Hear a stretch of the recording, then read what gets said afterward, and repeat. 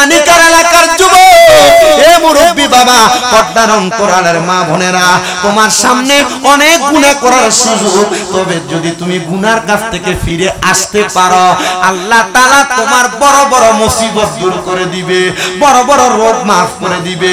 বড় বড় গুনাহ থেকে তুমি যদি বাইচে আসতে পারো, আল্লাহ তাআলা তোমার সকল সমস্যার সমাধান করে দিবে। বলেন সুবহানাল্লাহ।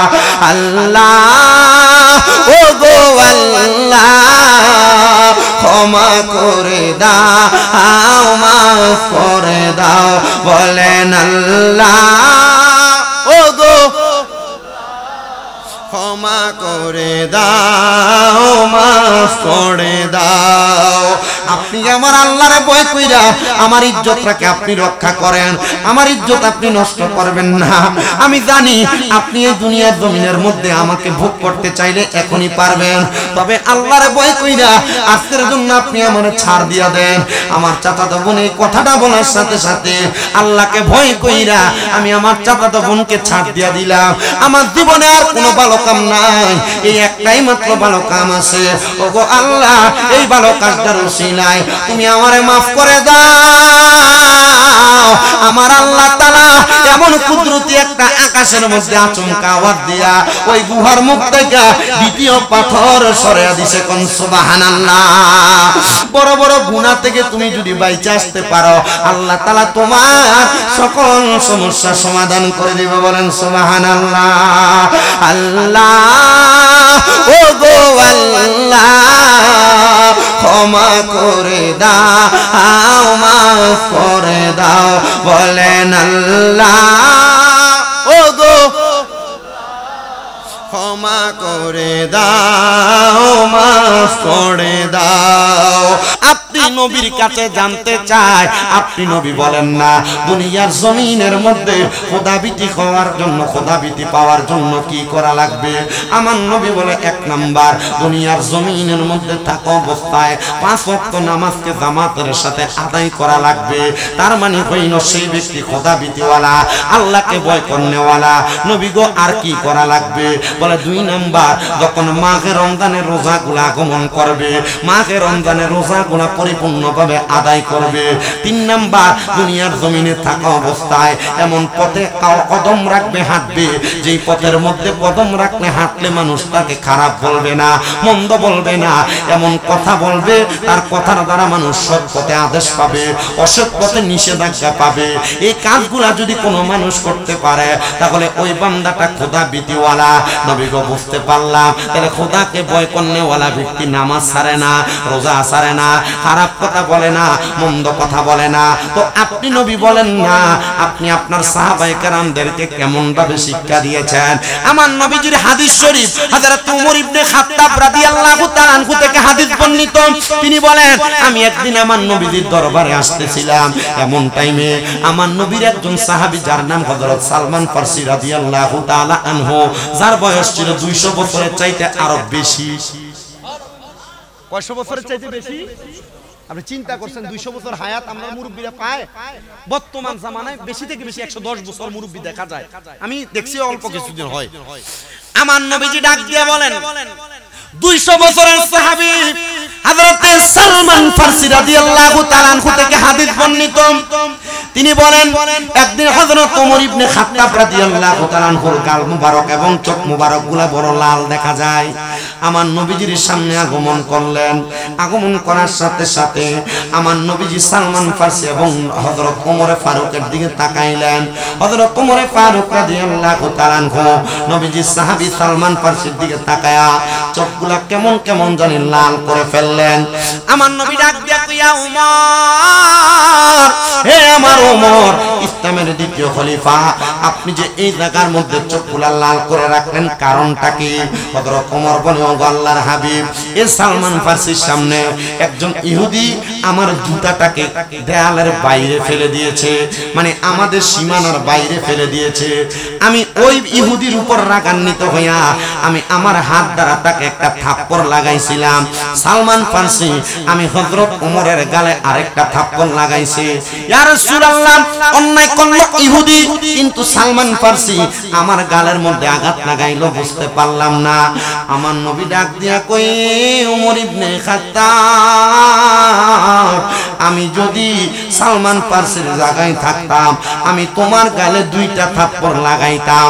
ইয়া রাসূলুল্লাহ, আপনি নবী বললেন সালমান ফারসি আমাকে একটা থাপ্পড় লাগাইছেন, আপনি আমার দুইটা লাগাইবেন, কারণটা কি আপনার কাছে জানতে চাই।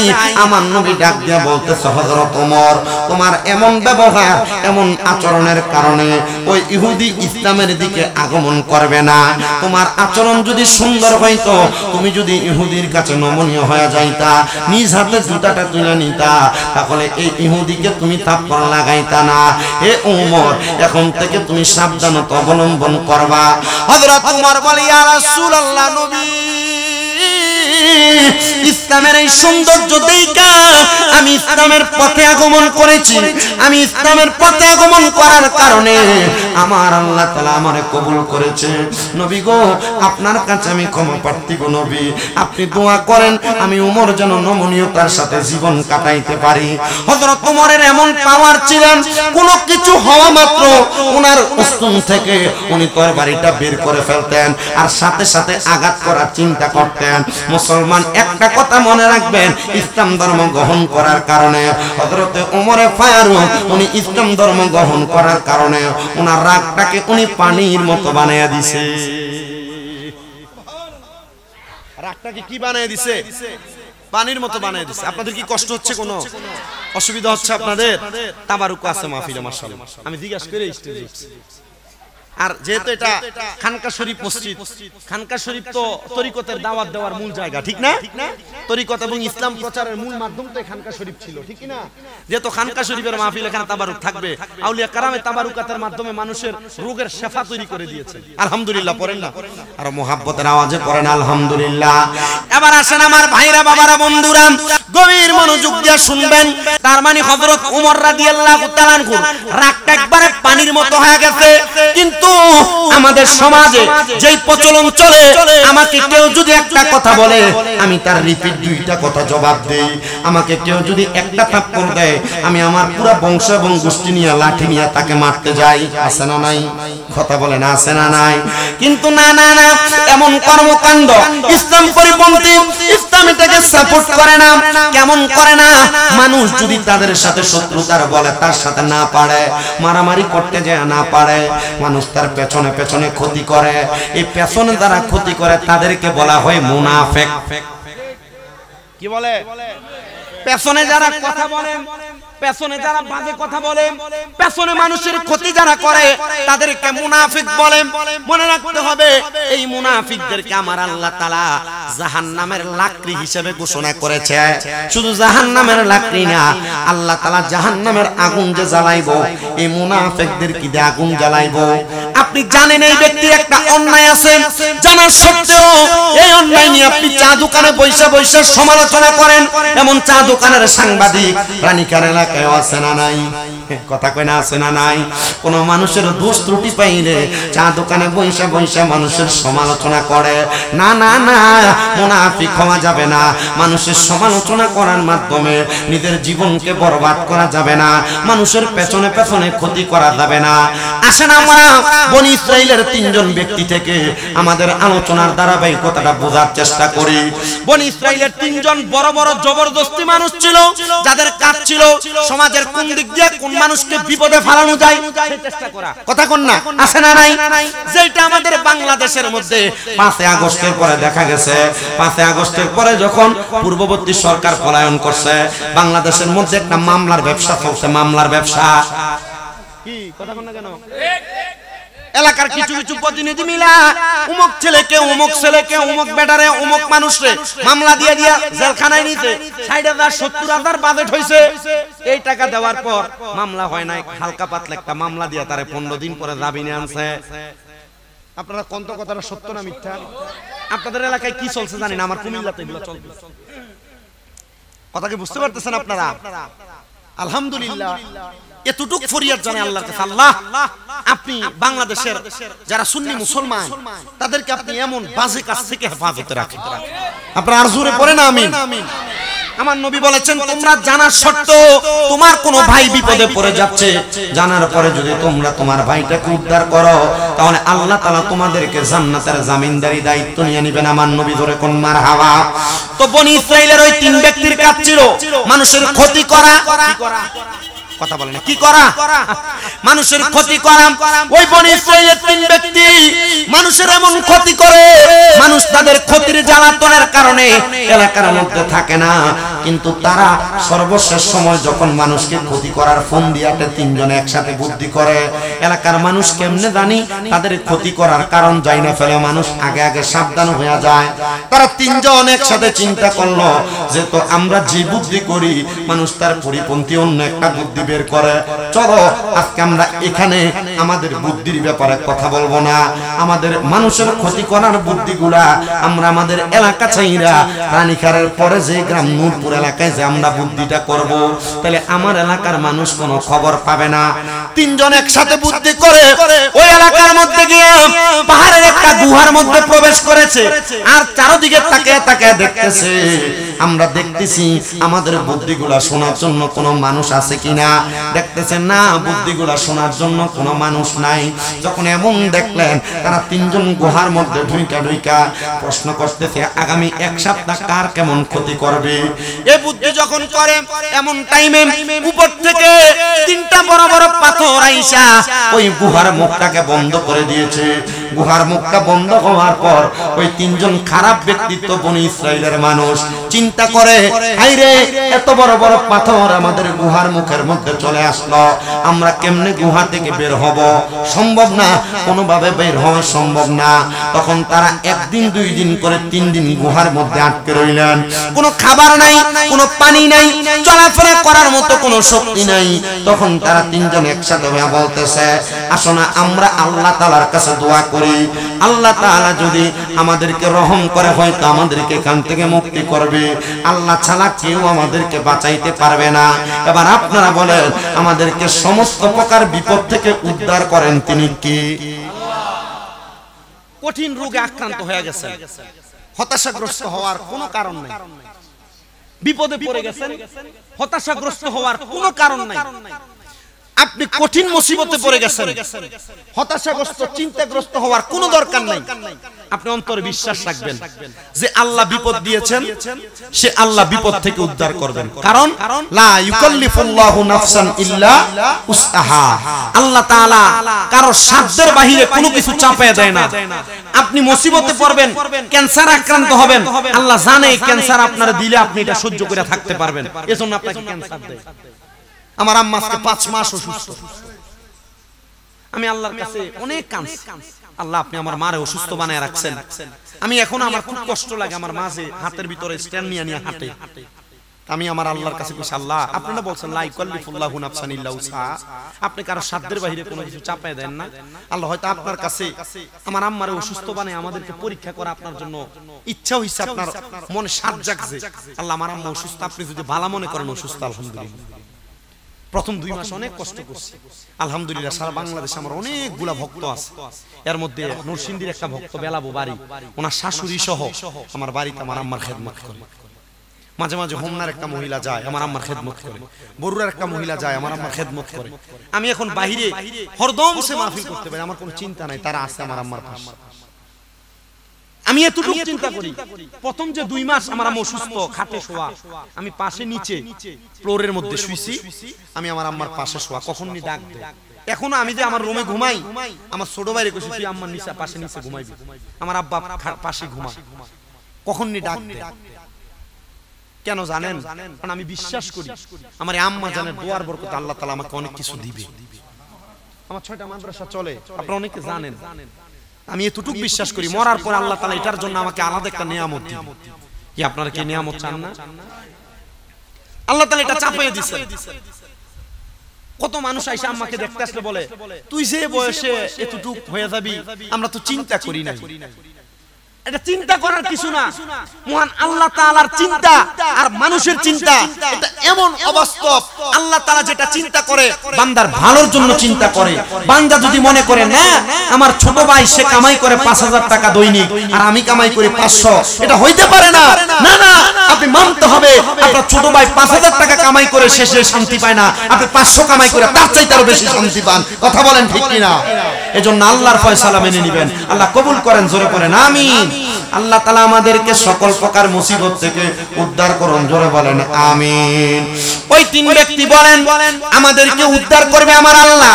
চলো আমরা আমার আল্লাহর দরবারে আমাদের মুসিবত থেকে উদ্ধারের জন্য দোয়া চাই।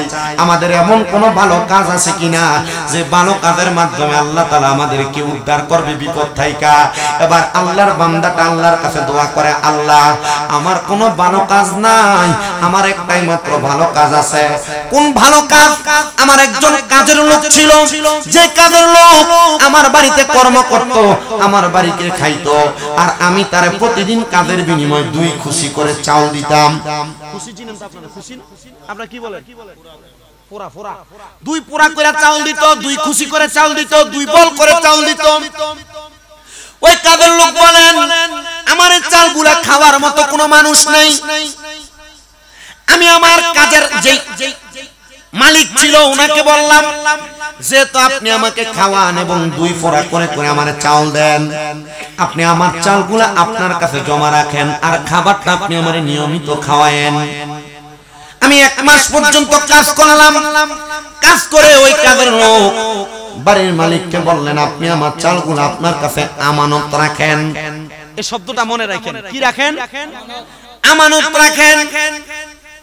আমি আমানত দিয়ে মালিকের বাড়ির কাজটা ছেড়ে দিয়ে চলে গেলাম, ওনার কাজ শেষ। আমি বললাম হে মালিক আপনার কাছে আমার এই চালগুলো আমানত। আমার ওই জনক ব্যক্তি যখন চলে গেল 2-3 মাস যাওয়ার পর চাউলের ভিতর কেরি পোকা ধরে। আপনারা কি পোকা বলেন? কেরি পোকা ধরে।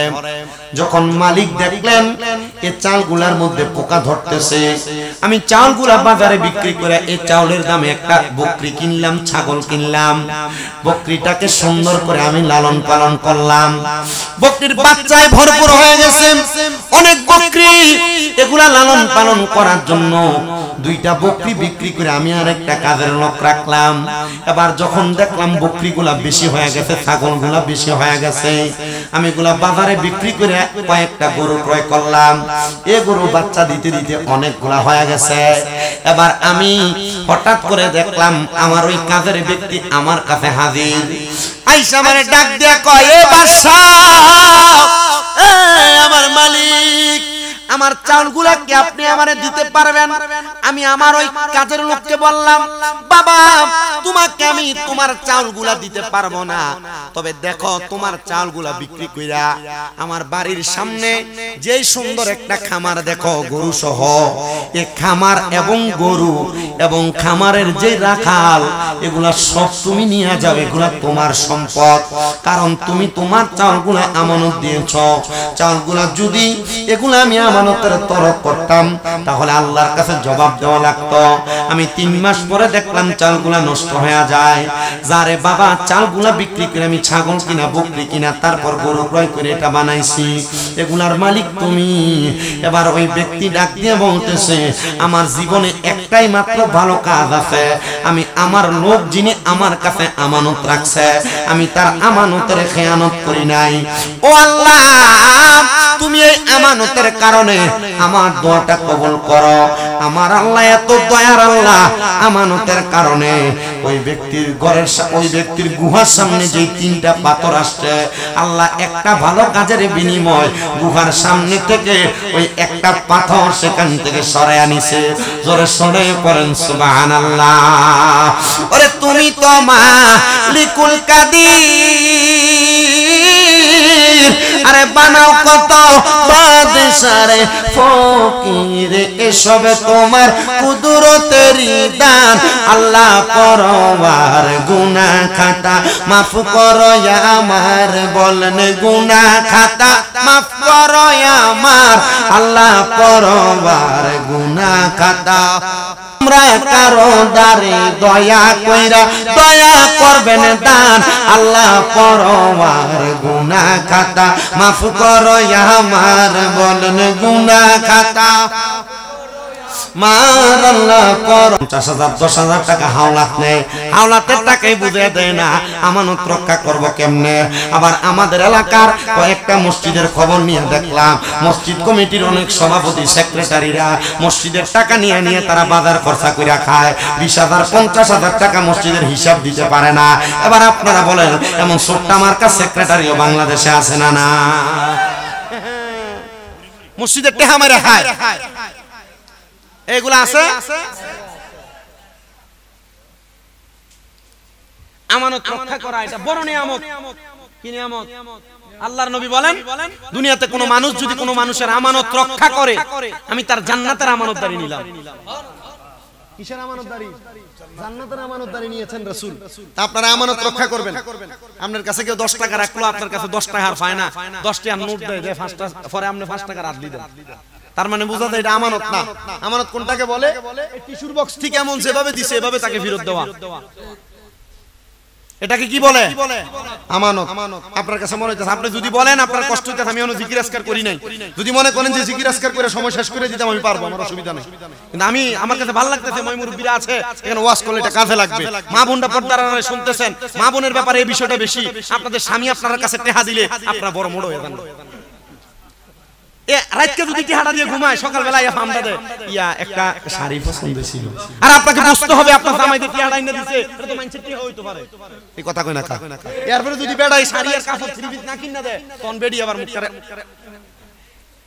কি কথা কন না কেন মা বোনদের কাছে করো জোরে আবদার স্বামীর কাছে কম কম চাহিদা প্রকাশ করো স্বামী যা আপনার কাছে দিবে তা আমানত হিসেবে রাখবেন স্বামীরটা স্বামীর কাছে ফিরিয়ে দিবেন স্বামী যদি মনে করে আপনার জন্য কোনো কিছু আনবে স্বামী নিজে আনবে কারণ স্বামী তো আপনাকে মহব্বত করে কথা কন না আবার টাকা পয়সা আদায় করার থ্রি পিস আদায় করার আরো বহুত মাধ্যম তো আছে আপনি কি শিখে দন লাগবে বেডি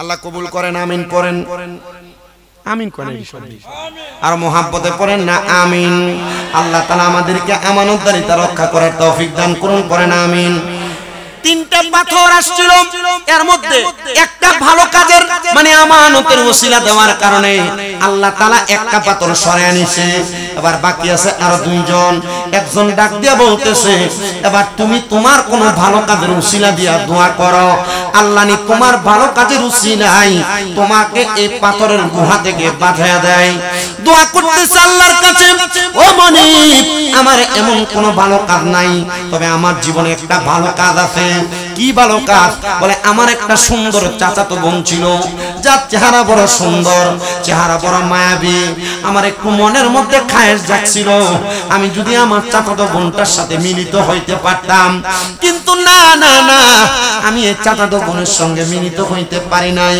আমার চাচাতো বোনকে যতবার আমি কুপ্রস্তাব দেই আমার চাচাতো বোন আমার কুপ্রস্তাবটাকে রিজেক্ট করে দেয় বাতিল করে দেয় আমি আমার চাচাতো বোনকে বারবার ভোগ করার চেষ্টা করলাম হঠাৎ করে একদিন গভীর রজনীতে আমার চাচাতো বোন আমার কাছে আগমন করলো আয়েশা মানে ডাক দিয়ে কয় ভাই আমাকে তুমি 100 দিরহাম আমাকে হাওলাত দাও ধার দাও বলে আমি তোমাকে একটা কারণে একটা মাধ্যমে 100 দিরহাম ধার দিতে পারি তোমার প্রয়োজন মেটানোর জন্য তবে শর্ত হলো তুমি আমার সঙ্গে একটা রাত্রি যাপন করা লাগবে নাউজুবিল্লাহ বলেন মোহাব্বতে বলেন না নাউজুবিল্লাহ এক রাত তুমি আমার সাথে যাপন করা লাগবে এবার এই কথাটা শোনার সাথে সাথে চাচাতো বোনটা ডাক দিয়ে বলতেছেন আমার ভাইজান আমার টাকাটা বড় প্রয়োজন, যেহেতু আপনি আমার একটা শর্ত জুড়ে দিয়েছেন।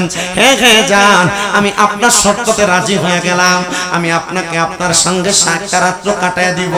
এবার চাচাতো বোন তার কাছ থেকে 100 দিরহাম নিয়া তার বাড়িতে চলে গেলেন। পরের দিন রাত্রবেলা সকাল সকাল চলে আসলেন ওই ব্যক্তির সঙ্গে রাত্র কাটানোর জন্য।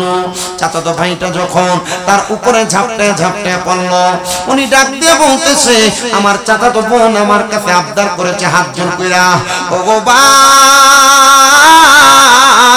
আপনি কি আমার আল্লাহর ভয় করেন না? আপনি কি আমার আল্লাহর ভয় কইরা আমার ইজ্জতটাকে আপনি রক্ষা করেন? আমার ইজ্জত আপনি নষ্ট করবেন না।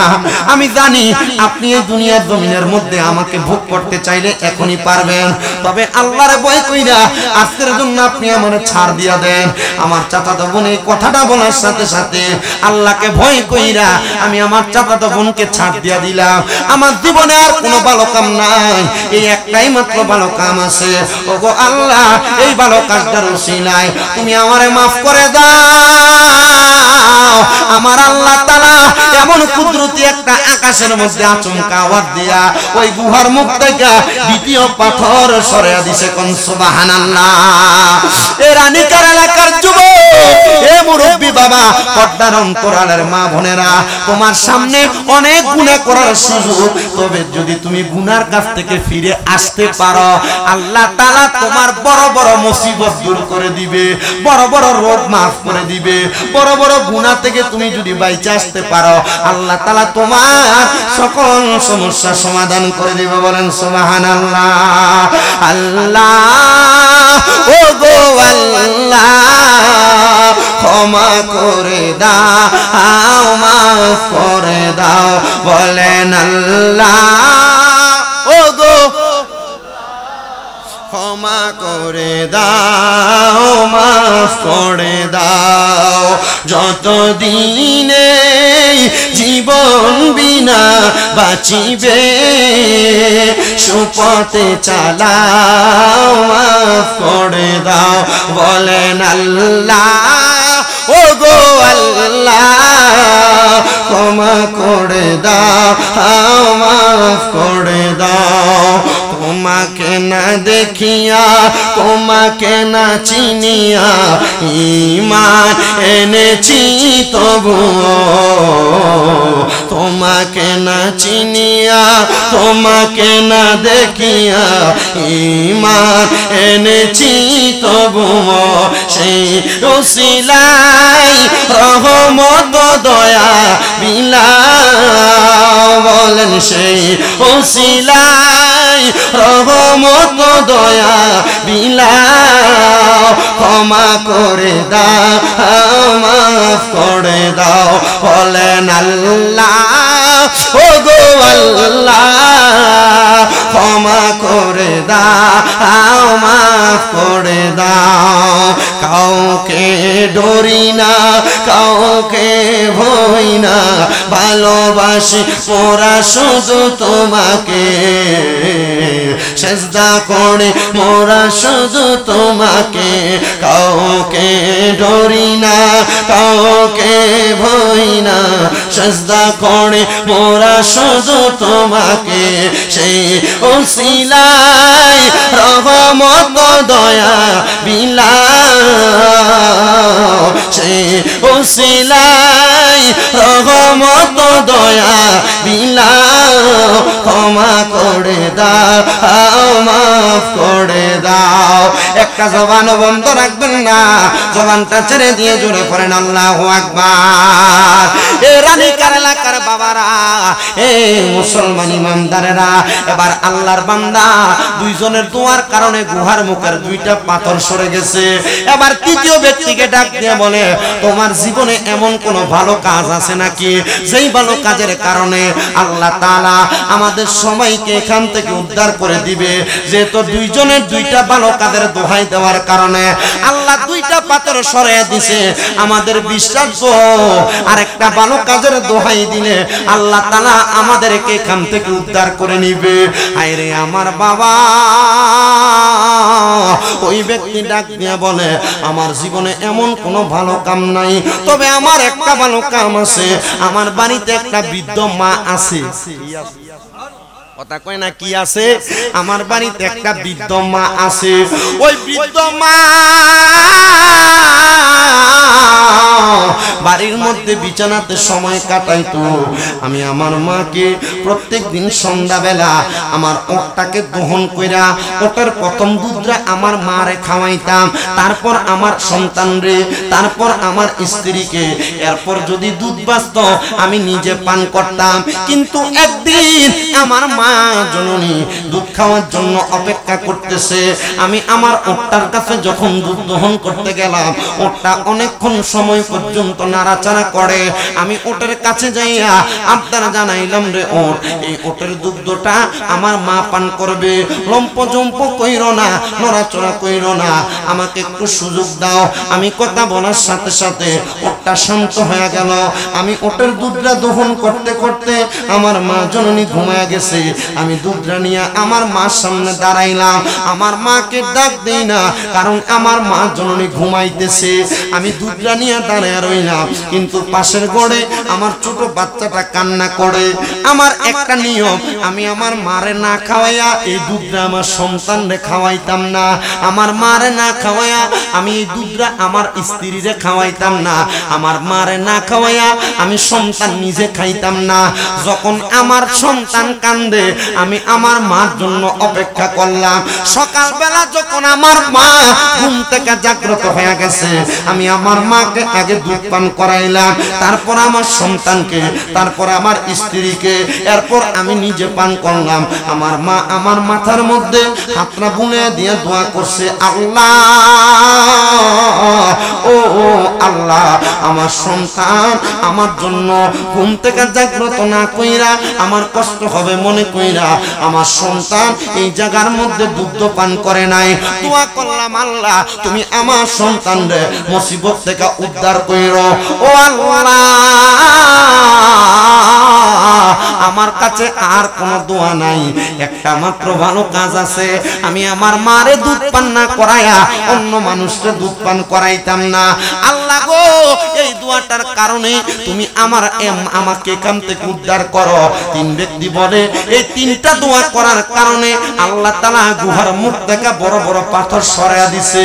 আমরা গুহা থেকে বাহির হইয়া আল্লাহর দরবারে একটা সিজদা দিয়া ডাক দিয়া বললাম, আল্লাহ আমরা যে পাপ করেছি, মানুষের গীবত করেছি, মানুষের ক্ষতি করতে চাইছি, ও আল্লাহ আমরা জানি গো আপনি আমাদেরকে শাস্তি দেওয়ার জন্য এই গুহার মধ্যে আটকা পড়ায়া রাখছেন। আল্লাহ এখন থেকে তওবা করি গো আল্লাহ, আর কোনোদিন গুনার কাজ করব না, আর কোনদিন গুনার কাজ করব না, পরের ক্ষতি করব না, পরের হক নষ্ট করব না, মানুষের নামে গীবত করব না, মানুষের নামে মিথ্যা মিথ্যা কথা বলবো না। আল্লাহ গো, এবার কি আপনি আমারে মাফ দিবেন নি? আল্লাহর নবী কয়, হ্যাঁ আমার আল্লাহ তাআলা মাফ দেয়। কেমনে মাফ দেয় বান্দা জানো? কেমনে মাফ দেয় বান্দা জানো? আল্লাহ কেমনে মাফ দেয়? কয় কোন বান্দা গুনাহ থেকে ফিরে আসার পর পরবর্তীবার ওই গুনাহটাকে করাকে এমন ভাবে ভয় করে, সামনে যদি আগুনের কুণ্ডলি জ্বালায়া দেওয়া হয়, আগুনে পড়াকে বান্দা যেমন ভয় করে, ঠিক তেমন ভাবে বান্দা যদি পরবর্তীতে গুনাহ করাকে ভয় করে, আমার আল্লাহ তার জন্য জান্নাত রেডি করে রাখে। কিন্তু আমরা টাকা পয়সা ইনকাম করতে যায়া, সম্পদ জোড়াইতে যায়া, জায়গা ক্রয় করতে যায়া, ব্যবসা করতে যায়া আমরা আল্লাহকে ভুলে যাই, মিথ্যা কথা বেশি বেশি বলি। কথা কয় না, বলে কি বলে না? মিথ্যা কথা বেশি বেশি বলি, মুনাফিকি বেশি বেশি করি, দোকানের মধ্যে বিভিন্ন রকমের পায়তারা করি।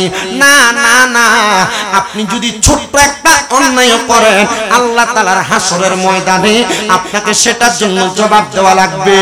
এ পর্দার অন্তরালের আমার মা, আপনাদের জন্য কিছু ওয়াজ আমি আপনাদেরকে করে দিয়ে যায়।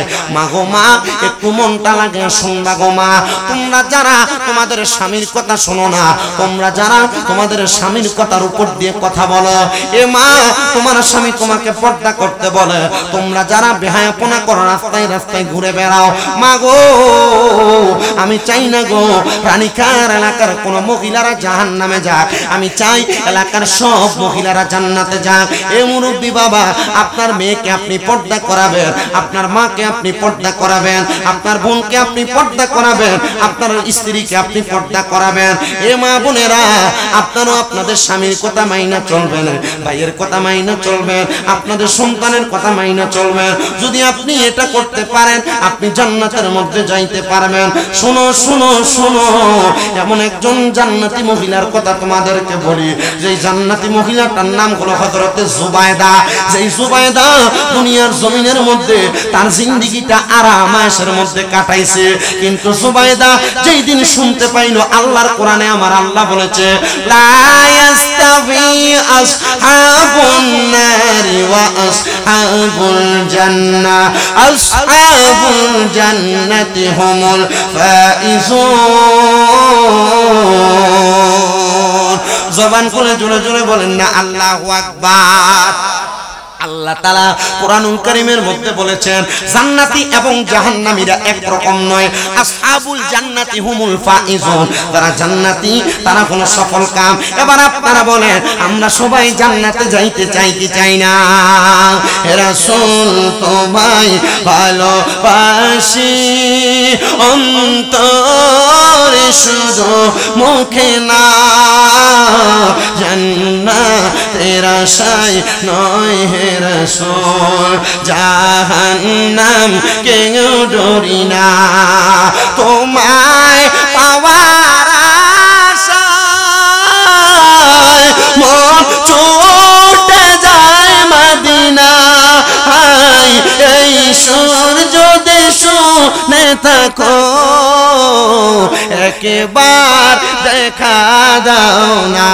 হে রাসূল তোমায় ভালোবাসি অন্তরে শুধু মুখে না, জান্নাতের আশায় নয় হে রাসূল, জাহান্নাম কেউ ডরি না। তোমার ওই নাম শুনিলাম, এই চোখে দেখলাম না, এই সুর যদি শুনে থাকো একবার দেখা দাও না, এই সুর যদি শুনে থাকো একবার দেখা দাও না। হে রাসূল তোমায় ভালোবাসি অন্তরে শুধু মুখে না, জান্নাতের আশায় নয় হে রাসূল, জাহান্নাম কেউ ডরি না। হায়রে হযরতে জুবায়দা ডাক দিয়া বলে, এ জগতের মানুষ, আমার বড় আরাম আয়েশের জীবন ছিল, আমার বড় শান্তির জীবন ছিল, আমি এই শান্তি পাইয়া আমি আল্লাহর কথা ভুলে গেছি, আমি মানুষের সঙ্গে ভালো ব্যবহার করা ভুলে গেছি। আমাদের সমাজে অনেক মহিলা আছে যাদের স্বামী বিদেশ থাকার কারণে তার পার্শ্ববর্তী জালদেরকে দাম দেয় না, পার্শ্ববর্তী মহিলাদেরকে সম্মান করে না, শ্বশুর শাশুড়ির সঙ্গে ভালো ব্যবহার করে না। এ পর্দার অন্তরালের মা গো, আপনাদের কাছে করজোরে আবদার, আমার আল্লাহ আপনার স্বামীকে যেমন সম্পদ দিয়েছে, আল্লাহ চাইলে এই সম্পদ ছিনে নিতে আমার আল্লাহর একটা সেকেন্ডও লাগবে না। এই জন্য মা, স্বামী ইনকাম বেশি করে বিদায় অহংকার করো না, শ্বশুর শাশুড়ির সঙ্গে বাজে ব্যবহার করো না, তোমার স্বামীর কামাই তোমার দেবর খায় বিদায় বাজে আচরণ করো না। এ পর্দার অন্তরালের মা, এলাকার মহিলাদের সঙ্গে বাজে আচরণ অহংকার দেখায়ও না। ও মা গো, ওই জুবায়দা নামক মহিলাটা ডাক দিয়া বলে, আমি যখন দেখলাম আমার বড় অহংকার, আমার বড় তাকাব্বুরি, আমি আল্লাহর জান্নাত জাহান্নামের কথা শুনলাম, কিন্তু আমার কাছে মনে হইল আমার তো সম্পদের অভাব নাই, কিন্তু আল্লাহ তাআলার জান্নাত আমি পাবো কিভাবে? আমি আবার চিন্তা করলাম, জান্নাত তো মরার পরের বিষয়, মরার পরে মানুষের শরীরটা জ্বলে যায়, পচে যায়, গলে যায়। আমি দুনিয়াতে একটু জান্নাতের মতো মজা নিতে চাই। রানী জুবাইদা ডাক দিয়া বলতেছে, আমার জন্য সুন্দর একটা বিছানার ব্যবস্থা করো। যেই বিছানার মধ্যে ওই জুবাইদা নামক মহিলাটা আরাম করে করে ঘুমাইতেন, ওই বিছানাটাকে পরিষ্কার করার জন্য একটা কাজের মহিলা রাখছে। যে মহিলার কাজ ছিল সকাল থেকে সন্ধ্যা পর্যন্ত এই বিছানাটাকে ঝাড়ু দিয়া সুন্দর কইরা বিছানার মধ্যে গোলাপের পাপড়ি ছিটিয়া দিবে, সুগন্ধি ছিটিয়া দিবে। ওই বিছানার মধ্যে জুবাইদা নামক মহিলাটা ঘুমাইবো। এত আরাম আয়েশের জীবন চিন্তা করছো নি গো মা? অন্ধকার কবরে যখন শোয়াইবো, 5টা সাদা কাপড় দিয়া কবরের মধ্যে নামাইয়া দিব। কিন্তু ওই কবরে যদি যাওয়ার আগে আল্লাহ নবীর পথে থাইকা বাঁচতে পারবো, আমার আল্লাহ তাআলার প্যারা হাবিব নবীজির নূরানি কোল মুবারকে নিব। আরে আমার বিয়ার যাত্রী আমি 4 জনারে দেখি, আমদার ঘরে নামাই দিয়া দিব আমায় ফাঁকি কন্যা। আমার বিয়ার যাত্রী আমি 4 জনারে দেখি, আমদার ঘরে নামাই দিয়া দিব আমায় ফাঁকি। হাইরে ওই কবর নূরের নবী আইব রে, ও প্রাণের মুর্শিদ রে তুমি ধীরে ধীরে ফিরে ফিরে চাইও রে। তোমায় ডাক দিলে বলার প্রাণে চাইও রে, ও প্রাণের মুর্শিদ রে তুমি ধীরে ধীরে চাইও রে। লাল বলো নীল বলো কত রঙের শাড়ি, শেষ বিদায় পরাই দিব সাদা মার্কিন শাড়ি। বলো লাল বলো নীল বলো কত রঙের শাড়ি, আমায় কিন্তু পরাই দিব সাদা মার্কিন শাড়ি। যাইবার কালে একবার নবী আইও রে, বলেন যাইবার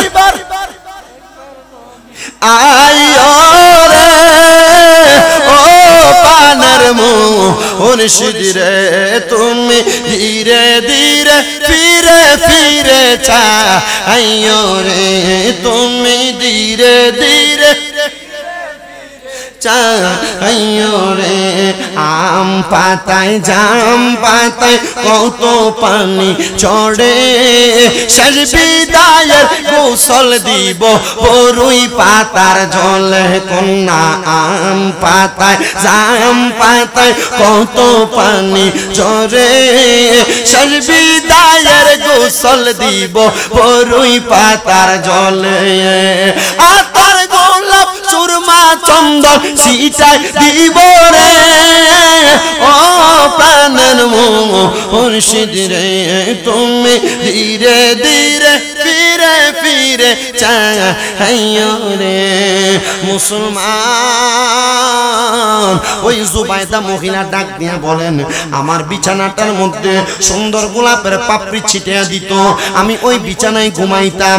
একদিন আমি আইসা দেখলাম আমার ওই কাজের মহিলা আমার আরামের বিছানাটার মধ্যে শুইয়া রইছে। খুব রাগ করছে। রাগ কইরা এই জুবাইদা নামক মহিলা তার বাড়ির 3 জন কর্মচারী রাখছেন, পুরুষ কর্মচারী। এই 3 জন কর্মচারী দিয়ে জুবাইদা নামক মহিলারে 3টা চাবুক দিয়া ইচ্ছামতো 3 জন একসাথে পিটাইছে। জুবাইদা নামক মহিলা বলেন, এই পিটানোর পর কাজের মহিলাটার সামনে আমি যখন গেলাম, আমি দেখলাম 3টা চাবুকের আঘাত খাইয়ে মহিলা কি সুন্দর হাসতেছে। আমি গেলাম, এ মহিলা অন্যায় করলা, আমি রানীমার বিছানাতে ঘুমাইলা, 3 জন ব্যক্তি তোমাকে চাবুক দিয়ে মারতেছে, এ চাবুকের আঘাতও খাইলা, কেমন নির্লজ্জের মতো এখন তুমি খিলখিল করে হাসতেছো, কারণ কি? কাজের মহিলা ডাক দিয়ে বলে, জুবাইদা আমি যদি অল্প কিছুক্ষণ সময় আপনার এই বিছানাতে ঘুমানোর কারণে আপনি আমার 3টা কর্মচারী রাইখা চাবুক দিয়ে বাইরান, জুবাইদা আপনি তো সারা জীবন এই বিছানায় ঘুমাইছেন, আচ্ছা আপনি চিন্তা করেন তো আল্লাহ আপনারে কয়জন ফেরেশতা দিয়ে পিটাইবো? আমি এই কথা চিন্তা করে হাসি, আমি আমার এই বিছানায় ঘুমানোর শাস্তি দুনিয়াতে পাইতেছি, আর আপনি মরার পরে কবরে পাইবেন। আপনি মরার পরে কোথায় পাবেন? আচ্ছা, দুনিয়াতে শাস্তিটা বালা না কবর ওই বালা? আল্লাহ যারা মুমিন বান্দা তাদেরকে দুনিয়াতেই কষ্ট দিয়ে নিয়ে যায়, আর জান্নাতে তাদেরকে জান্নাতের নিয়ামত খাওয়ায়। কেন? কয় লাহুমুল বুশরা ফিল হায়াতিদ দুনিয়া ওয়াল আখিরাহ। যারা জান্নাতি, যারা মুমিন, তাদের জন্য সুখবর দুনিয়া এবং আখিরাতে। আপনারা বলেন, এই দুনিয়া এবং আখিরাতের ভয় আমাদের আছে না নাই? দুনিয়া আখিরাতের ভয় থাকলে ফজরের সময় কি নাক টেনে ঘুমায় না মসজিদে যায়? দুনিয়া আখিরাতের ভয় থাকলে 5 ওয়াক্ত নামাজ কি পড়ে না ছাড়ে? দুনিয়া আখিরাতের ভয় থাকলে রোজা রাখে না ছাড়ে? দুনিয়া আখিরাতের ভয় থাকলে সবাই সব কাজ করে, কিন্তু কবরের ভয় আপনার নাই। ও আব্বা, কবরের প্রথম রাতে আপনার এমন অবস্থা হবে, দুইটা ফেরেশতা আপনার সামনে আসলে অন্ধকার কবর নূরের আলোতে ঝলমল করবে যদি ঈমানদার হন। আর যদি আপনার দুনিয়ার জমিন থেকে বেঈমান হয়ে মারা যান, কবরের প্রথম রাত বড় ভয়ঙ্কর হবে। একদিন আসরের নামাজের পরে আমি এই কথা চিন্তা করতে করতে আমি আমার ডান হাতের তালুটা ডান গালের সাথে লাগে মাটারে বাঁকা করে শুয়ে রইছি। হঠাৎ করে কবরের কথা স্মরণ, আমার পশমগুলা মনে হয় কিভাবে জানি খাড়া খাড়া হয়ে গেছে। তখন আমি একটা গজল লিখছিলাম। আমার যে আমরা যে ঘরে খাইলাম কেন, সোহেল ভাই না, সোহেল ভাই কইছে হুজুর আপনার এই গজলটা আমি শুনি, আপনি যে মাদ্রাসার পোলা পান নিয়ে গান, আমি এটা দেখি মাঝে মাঝে, তা আমি এই গজলটা লিখছি কবরের কথা স্মরণ। জায়গা হবে নি আমার মরা লাশের লাইগা, মসজিদের পাশে আমার, মসজিদের পাশে আমার কবর দিও, কইরাই আমার জায়গা হবে নি, আমার জায়গা হবে নি, আমার মরা লাশের লাইগা, মসজিদের পাশে আমার কবর দিও, কইরাই আমার জায়গা হবে নি।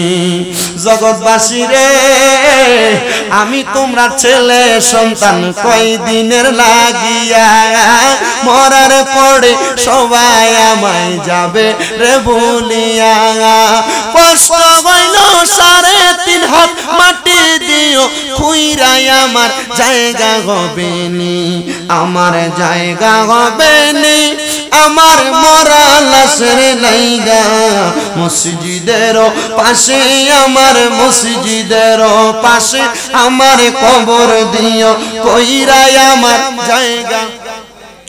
জগৎবাসী রে, আমি যেদিন যাব মারা দুনিয়া সারিয়া, ভাই বন্ধু আত্মীয় স্বজন যাবে রে বলিয়া, জগৎবাসী রে, আমি যেদিন যাব মারা দুনিয়া ছাড়িয়া, ভাই বন্ধু আত্মীয় স্বজন যাবে রে বলিয়া, তোমরা দুয়ার মাঝে শরীক রাখিও করিয়া, আমার জায়গা হবে নি, আমার জায়গা হবে নি, আমার মরা লাশের লাইগা, মসজিদের পাশে আমার কবর দিও, কইরাই আমার জায়গা হবে নি।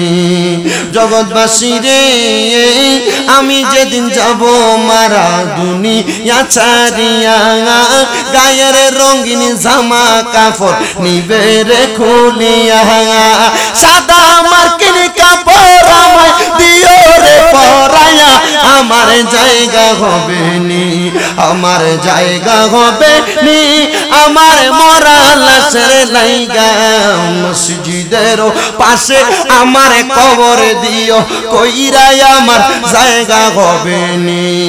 জুবাইদা ডাক দিয়া কই, জগতের মানুষ, এই কথাটা বলার সাথে সাথে আমি আমার রাজপ্রাসাদ ছাইরা দিলাম, দামি দামি বিছানা ছাইরা দিলাম, আমি জঙ্গলাতে গুহায় যাইয়া আল্লাহ তাআলার ইবাদত করতে লাগলাম। এবার আমার ওই চাকরানী মহিলাটা আমার কাছে যাইয়া ডাক দিয়া কই, ও জুবাইদা, আপনার রাজপ্রাসাদ পড়ে আছে, আপনার সম্পদ পড়ে আছে, আপনার অট্টালিকা পড়ে আছে, এগুলা কি করতাম গো? বলে এগুলা আমার আল্লাহর দ্বীনের কাজে ব্যয় করো। আমার আল্লাহ তাআলা এমন ভাবে কবুল করছে গো, ওই জুবাইদা নামক মহিলাটা ইন্তেকালের পরে তার এলাকার ছোট ছোট গরিব মানুষ যারা, তারা সবাই স্বপ্ন দেখে ওই জুবাইদা জান্নাতি। সবাই প্রশ্ন করে গো, জুবাইদা কেমনে গো জান্নাত পাইলা? জুবাইদা ডাক দিয়া কয় এমনে জান্নাত পাই নাই, জান্নাত পাওয়ার কারণ একটা গো, কারণ একটা, আমার আল্লাহ আমারে আল্লাহর রাস্তায় কবুল কইরা, আল্লাহর ইবাদতে মগ্ন কইরা, আমার সম্পদ যে আমি আল্লাহর রাস্তায় ব্যয় কইরা দুনিয়া থেকে কবরে আসছে, আমার আল্লাহ তাআলা এই জন্য আমি জুবাইদার জান্নাতি বানায়া দিছে। এই সন্তানের দল, তোমাদের মা বাবা তোমার লাখ লাখ টাকার জায়গা তুমি দিয়া গেছে, কিন্তু তোমার মা বাবা কবরে কেমন আছে তুমি জানো না।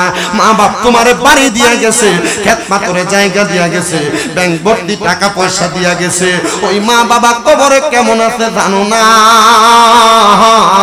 আম্মা আব্বা কবরে কেমন আছে তুমি সন্তানের খবর নাই।